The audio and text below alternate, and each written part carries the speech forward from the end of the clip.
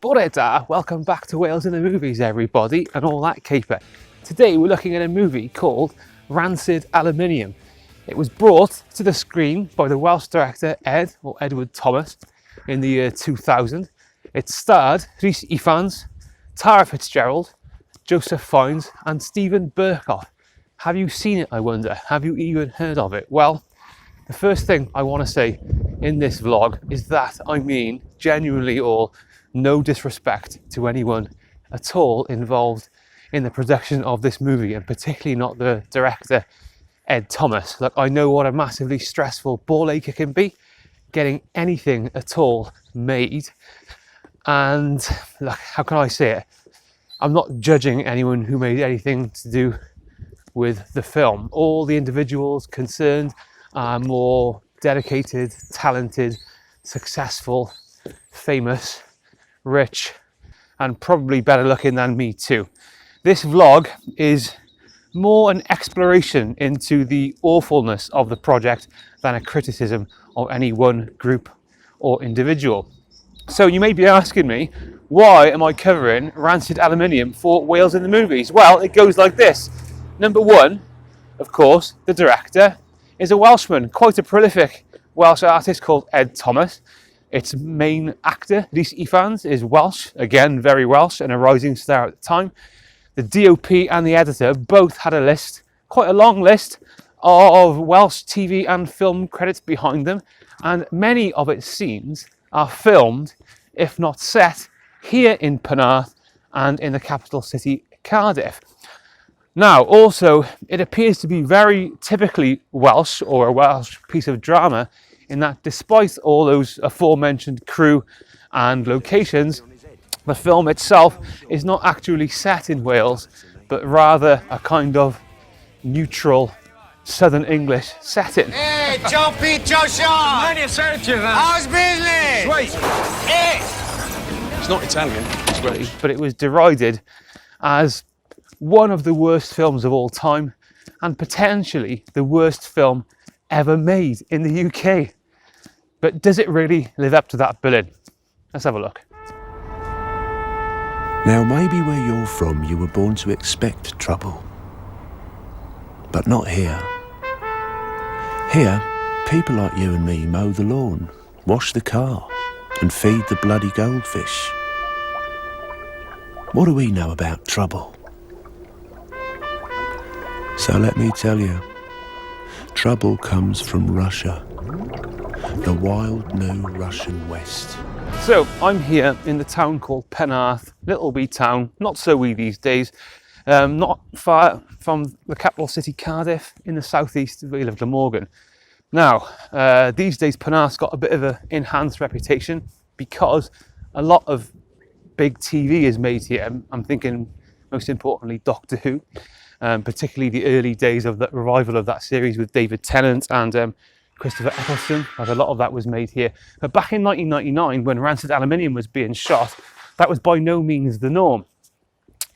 So, as a movie fan, about 20 years old in those days, when you hear that a film containing some bona fide movie stars that's shot with many scenes in your little home, quiet little hometown, that's being universally derided as one of the worst films of all time, I mean, it can't help but pique your curiosity, right?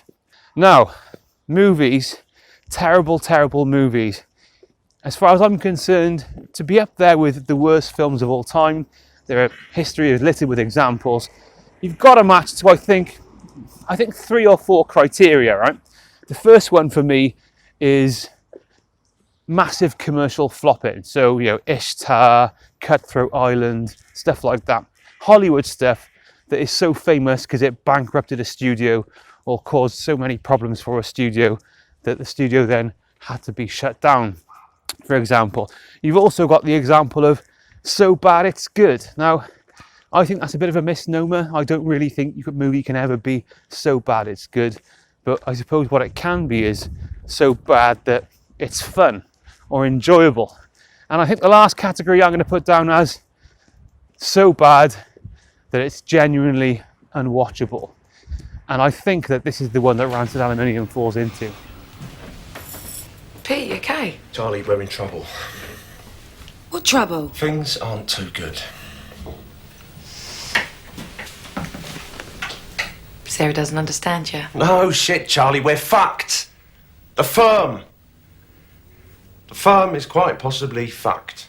There are, of course, numerous reasons why any film can be put into any one or two of these categories. You know, things like bad acting, bad lighting, set design, costumes, editing can ruin or make a movie. Yet, any one or two of these criteria need not necessarily ruin a film if it's salvaged in other areas. I mean, Star Wars is a massive example of that.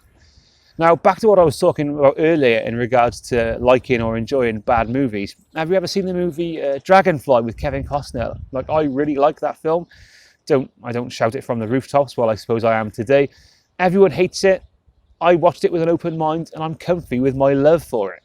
So what I'm trying to say is, I watch films with a critical but an open mind. And in fact, in many occasions, I enjoy taking the contrarian viewpoint. Yet, I'm not sure if I've ever watched a professionally made movie which fails in just as many areas as Rancid Aluminium. Look, Pete, thanks for telling me. I appreciate it.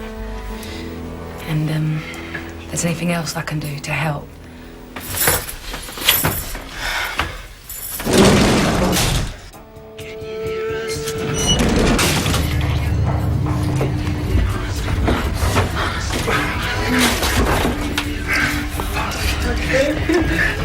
There she is. Oh, fuck, I'm in. Hey!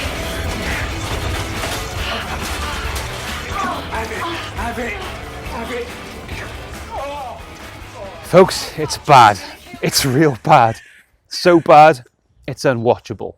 I mean, maybe for some people it crosses over into the so bad it's good or so bad it's interesting or something criteria, but it's not there yet for me.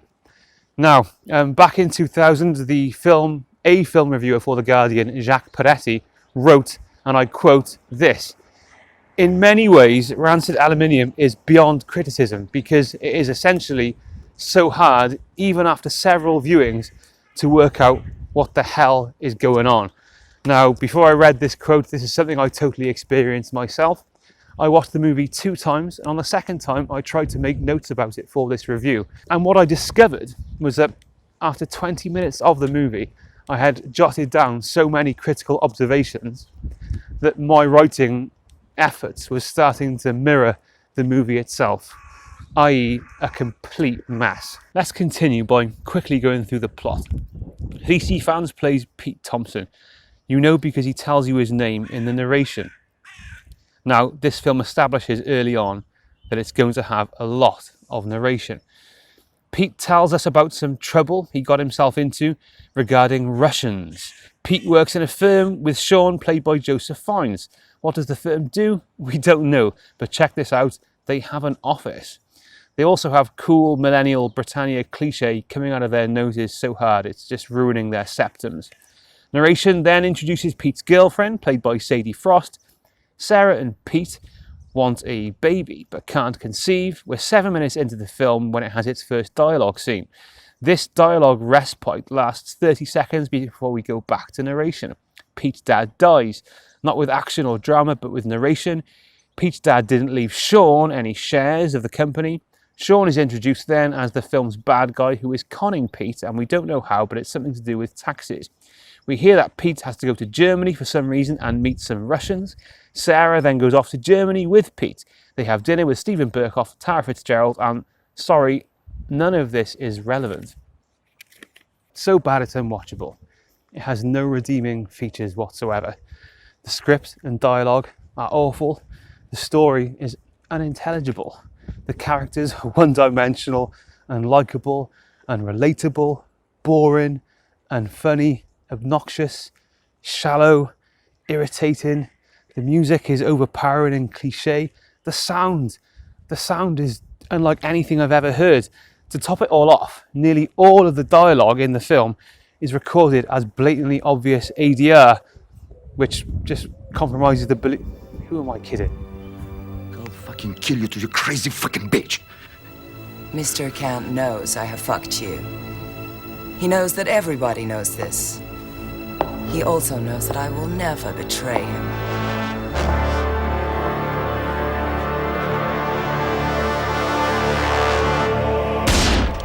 Something more is that it is genuinely difficult to try and pinpoint exactly where this mess of events is supposed to be taking place.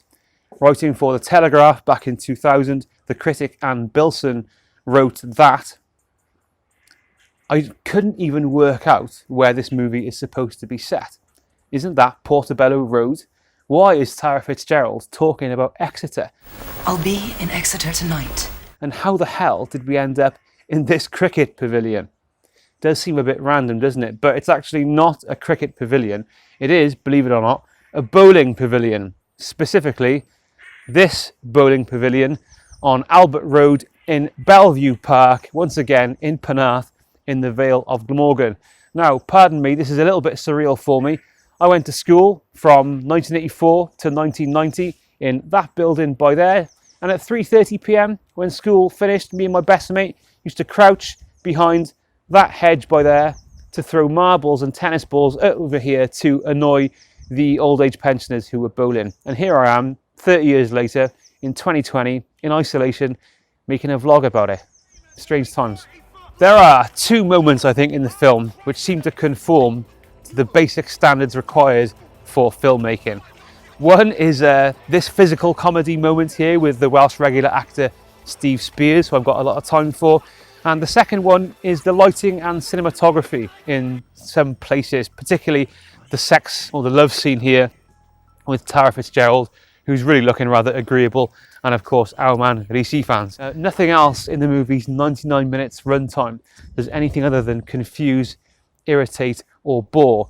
And in fact, the good scenes themselves are always sandwiched between two other moments of such contrastingly wild and uneven tone and unrelenting awfulness that even the good moments only serve to confuse the viewer further. How Rancid Aluminium ever made the green light, how it even got to a red light, is just absolutely beyond me. There are many things that can cause a project to derail as much as this, and it's not my place to assume. Ed Thomas never went back to write or direct another feature film after this, and has lived the rest of his professional life directing and producing Welsh TV. Some very good Welsh TV. I'm thinking in particular the internationally popular and acclaimed Welsh noir series Hinterland. Now, I do remember chatting to a BAFTA award-winning editor, acquaintance of mine back in 2018, who was working with Ed Thomas at the time, and he said that Ed won't even discuss Rancid Aluminium, which does suggest to me that it was a beyond frustrating, perhaps even traumatic experience for the guy. But it would be proper fascinating to learn what events, creative decisions and conflicts led to such a truly awful piece of entertainment being made here in Penarth, Cardiff and the rest of the South. It was Ed Thomas's directorial debut. Did that have anything to do with it? The author of the original book, James Hawes, openly admits to the terrible nature of his screenplay adaptation. The editor, Chris Lawrence, well, he'd worked on critically acclaimed Welsh films such as Gadael Lenin, Grand Slam, and even the Oscar-nominated Hedd Wyn, which is a fantastic piece of editing and work all over. So how did this happen? Now, Wales, of course, is a proper small and interconnected place. 6 degrees of Kevin Bacon and all that. And I would love the opportunity to learn more about this production. So if you happen to know anyone who's worked on the film back in 1999 and 2000, or if you happen to know anybody who's got a connection with any of the crew on the film who would like to talk about it, or you know anything at all, please get in touch. You can tweet me, you can Facebook me, or you can comment down here in the comments section. The dream, of course, is to get a podcast interview with director Ed Thomas, not just about this, but also about his career, and I won't shirk the difficult questions. Is Rancid Aluminium one of the worst films of all time? Well, it's definitely down there with the worst I've ever seen, but I'm not sure if it achieved that level of infamy. If you're one of the 500 or so humans who watches this channel, regularly, you'll know that I love to moan about films that are made in Wales yet set somewhere else, normally Southern England, right? However, Rancid Aluminium for once is a movie which I'm actually glad is not set in Wales. Had it officially been labelled famously and notoriously as the worst movie of all time, I'd be glad for Wales to get that negative attention. After all, there's only one thing worse than being talked about, right? But it hadn't even managed that level of infamy. I'm reminded of a conversation that the director Joel Schumacher had with Woody Allen after he made Batman and Robin in '97. Schumacher said, "I think I've made the worst movie of all time," to which Woody Allen replied, "No, Joel, that would be an achievement. You didn't even manage that." Ouch. Thanks for watching Wales in the Movies, folks, and I hope you all stay safe during this period of isolation. Strange times, eh? If you want to get your hands on any particular piece of Welsh entertainment, for example, movies or certain documentary series that I may be in possession of, if you live in the UK or Wales, I can post these out to you. So if you want to watch them, or if you've got any questions about Wales in the movies, drop us a line and I'll do everything I can to connect with you. Thanks for watching. Hwyl fawr. Stay safe. Cheers. Na zdrowie. Give me wings, give me space, give me money for a change of face. Those noisy rooms